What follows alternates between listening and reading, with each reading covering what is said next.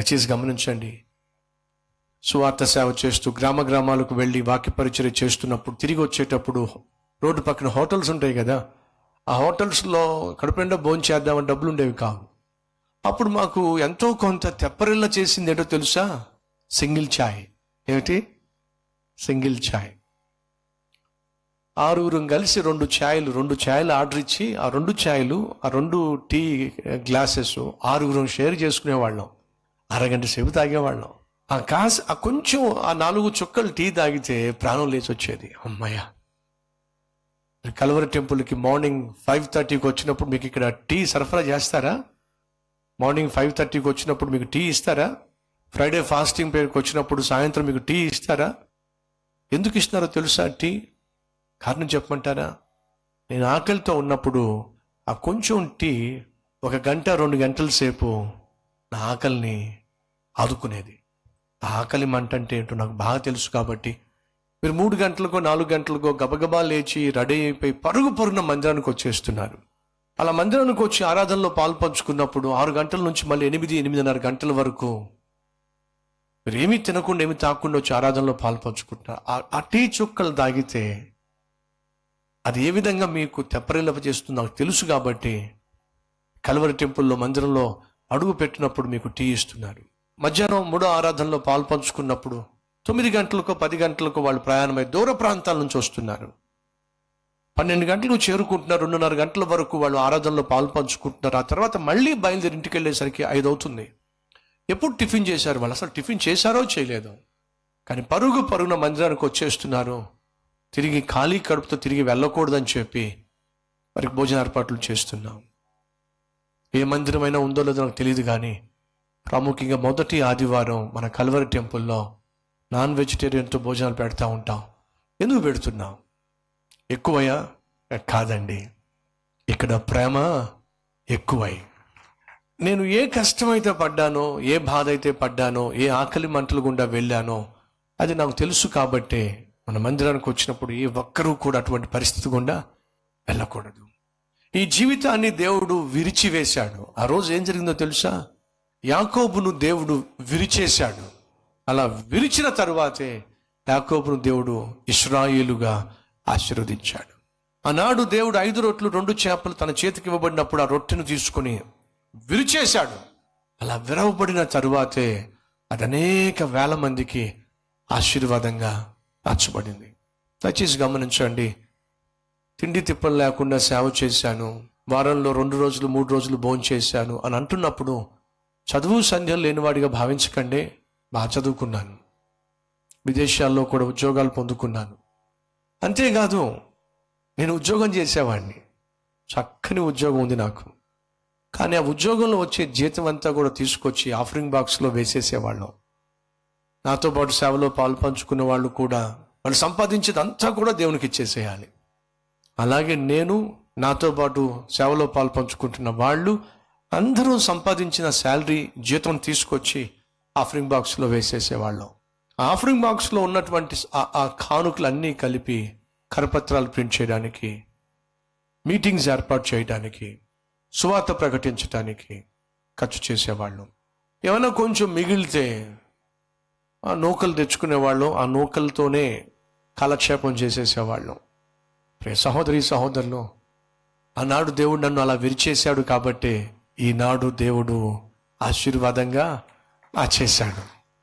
నా ప్రశ్న, ఈరోజు మీరు ఎవరైనా కష్టాలు గుండా వెళ్తున్నారా? దేవుడు బ్రదర్ విరిచేస్తున్నాడు బ్రదర్, దేవుడు బ్రదర్ నన్ను నలిపేస్తున్నాడు బ్రదర్ అన్నవారు ఉంటే చూపిస్తారా?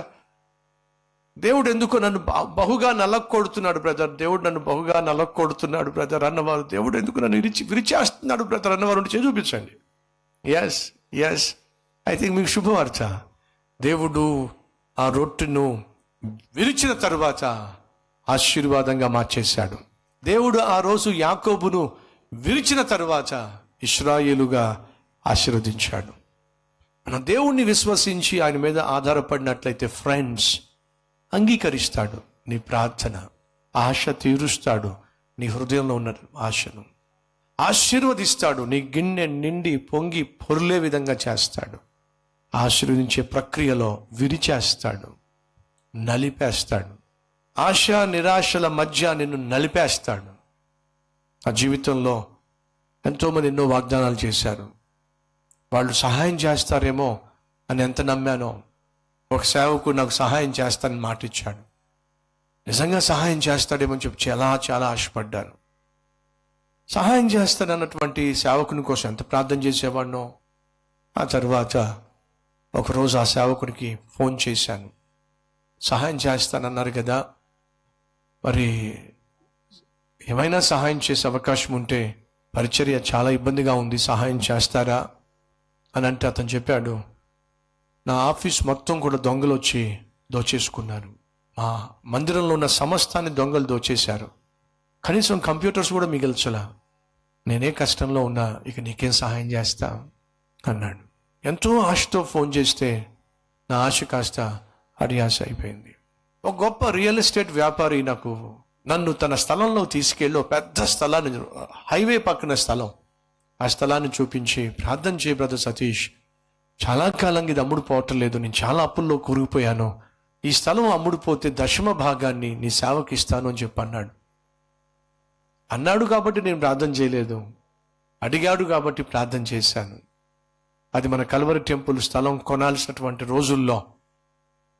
ఆ తర్వాత తను నాకు ఈమెయిల్ పంపించాడు. ఏమనంటే, బ్రదర్ సతీష్, మీ ప్రార్థన దేవుడు ఆలకించాడు, నేను ఆశించిన దానికంటే, అడిగిన దానికంటే రెట్టింపు ధరతో ఈ స్థలాన్ని దేవుడు అమ్ముడుపోయే విధంగా చేశాడు, నా కష్టాలన్నీ తీరిపోయినాయి, ప్రార్థన చేసినందుకు ధన్యవాదాలు అని మెసేజ్ పంపించాడు. ఆ రోజు మనం కల్వరి టెంపుల్ కోసం స్థలం కొనాల్సిన సమయం. స్థలం కొనడానికి కావలసినటువంటి ఆర్థిక బలము, స్తోమత ఆ రోజు నాకు లేదు. అటువంటి సమయంలో ఎంతో ప్రేమతో అతనికి ఈ విషయాన్ని ఈమెయిల్ ద్వారా చేరవేశాను. ఆ రోజు స్థలంలో తీసుకెళ్ళి, ఈ స్థలం అమ్ముడుపోవాలి, ప్రార్థన చేయి, అమ్ముడుపోతే దశమ భాగాన్ని నీకు ఇస్తాను అని చెప్పి మీ అంతటి మీరే చెప్పారు కదా. ఈరోజు రెట్టింపుకు అది అమ్ముడుపోయినట్టుగా చాలా సంతోషంగా మీరు ఈ వార్త తెలియచేశారు. దేవునికి స్తోత్రం. ఒకవేళ వీలున్నట్లయితే, మీరు అనుకున్నట్టుగా ఆ దశమ భాగాన్ని పంపించినట్లయితే, సంఘం కొరకు స్థలం కోసం నేను ఎంతో ఆశపడుతున్నాను, అవసరంలో ఉన్నాను, ఒకవేళ మీకు వీలైనట్లయితే మీరు అన్న ప్రకారమే సహాయం పంపించండి. అతను తిరిగి మళ్ళీ నాకు ఉత్తరం రాశాడు. నేనెప్పుడు అన్నాను, నేనెప్పుడు చెప్పాను నేను దశమ భాగాన్ని 10వ వంతు ఇస్తానని చెప్పి? అయ్యో మీరు పొరపడ్డారు, అసలు ఆ మాట నేను అనలేదు అన్నాడు. ఆయన అనడమే కాదు, నాకు ఉత్తరం కూడా పంపించాడు, ఈమెయిల్ కూడా పంపించాడు. ఏమని? ప్రార్థన చేయండి బ్రదర్, ఒకవేళ అమ్ముడుపోతే మాత్రం దశమ భాగాన్ని మీకు ఇస్తానని చెప్పి ఈమెయిల్ కూడా అతను పంపించాడు.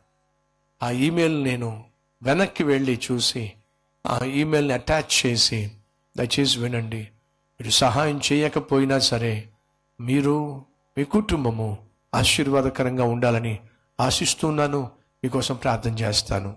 అబద్ధం ఆడలేదని చెప్పడానికే ఈ ఈమెయిల్ అటాచ్ చేస్తున్నాను. గతంలో మీరు పంపించిన ఈమెయిల్ చదవండి, ఇందులో రాసుంది దశమ భాగాన్ని నేను ఇవ్వాలనుకుంటున్నానని చెప్పి అటాచ్ చేసి పంపించేశాను. ఏమిటో, ఎవరైతే నాకు సహాయం చేస్తానని చెప్పి మాటిస్తారో, ఆ తర్వాత సహాయం చేయకుండా మాట దాటేస్తూ ఉంటే ఎన్నిసార్లు నిరాశపడ్డానో, నిస్పృహకు లోనయ్యానో. నలిపేశాడండి దేవుడు.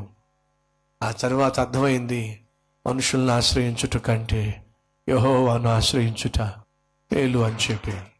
ఇంకా అప్పటి నుంచి ఇంకెప్పుడు కూడా ఎవరు వాగ్దానం చేసినా, ఎవరు మాట ఇచ్చినా సరే, ఆ మాటను, ఆ వాగ్దానాన్ని నేను ఆధారం చేసుకుని సేవ చేయాలి అనే ఆలోచన వదిలిపెట్టేశాను.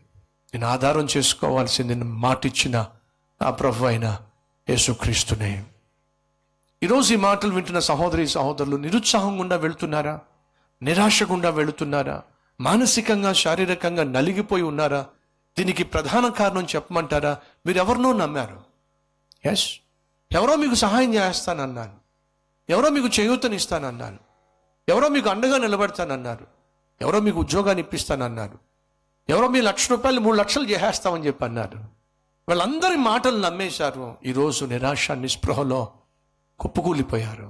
దయచేసి వినండి, ఒకప్పుడు నేను కూడా అటువంటి పరిస్థితి గుండా వెళ్ళాను. కానీ ఏ రోజైతే నా ప్రభు అయిన యేసుక్రీస్తుని ఆధారం చేసుకొని ఆయన మీదే నమ్మిక ఉంచి ఈ పరిచర్య చేయటం ప్రారంభించానో, నాటి నుంచి నేటి వరకు ఈ దిన సేవకుడు చేసే ప్రార్థనలను ఆయన అంగీకరిస్తున్నాడు.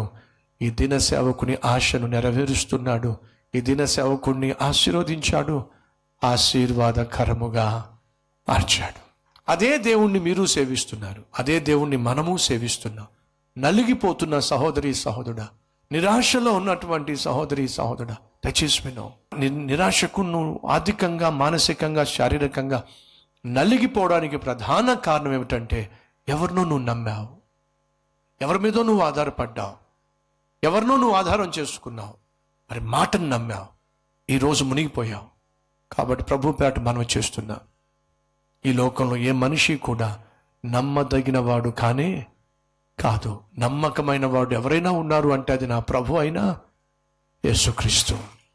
దేవుణ్ణి ఆశ్రయిస్తే, దేవుణ్ణి విశ్వసిస్తే మనం అంగీకరించబడతాం. 2, ఆశ తీర్చుకోగలుగుతాం. 3, ఆశీర్వదించబడతాం. 4, ఆశీర్వాదానికి కారకులవుతాం.